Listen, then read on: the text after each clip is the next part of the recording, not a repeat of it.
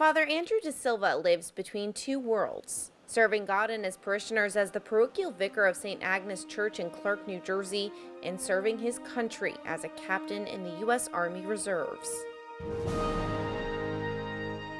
I benefit tremendously from my contact with soldiers. A ministry made especially difficult this year. As the head chaplain for the 8th Medical Brigade on Staten Island, he was there as the reserves navigated their role in fighting the pandemic.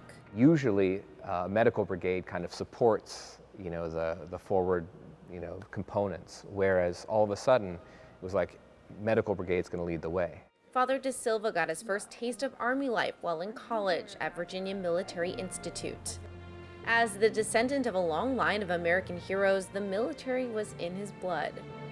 My father, he was in Vietnam, Army medic. My grandfather was in 3 wars. Out of college and working in the wine industry, Father De Silva says he was living for 3 purposes: marriage, money, and the freedom to travel. Then he came across the Franciscan Friars of the Renewal. These monks were way happier and more fulfilled than I was, and they had the 3 opposite values. That's where his new path began. Joining the Brothers of St. John, he was sent to Seton Hall University, where he worked with ROTC students, which led him to the reserves. After 8 years as a religious brother, he felt the calling to become a priest and was ordained in 2019.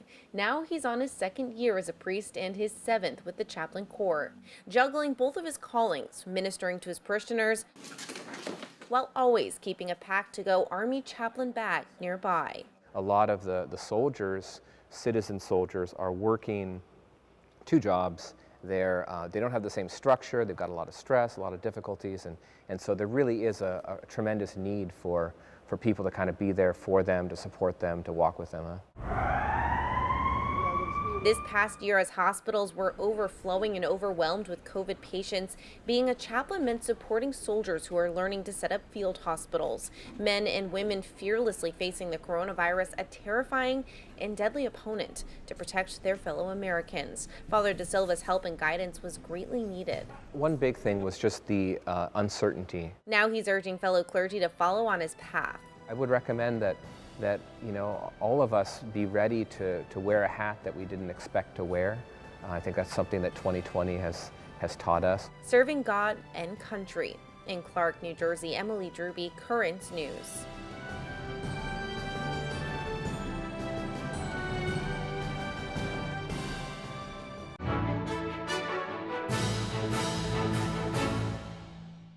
If you're watching Currents News on YouTube, be sure to hit the subscribe button and then click on the bell to get instant updates about all of our newest content, because we are putting your faith in the news.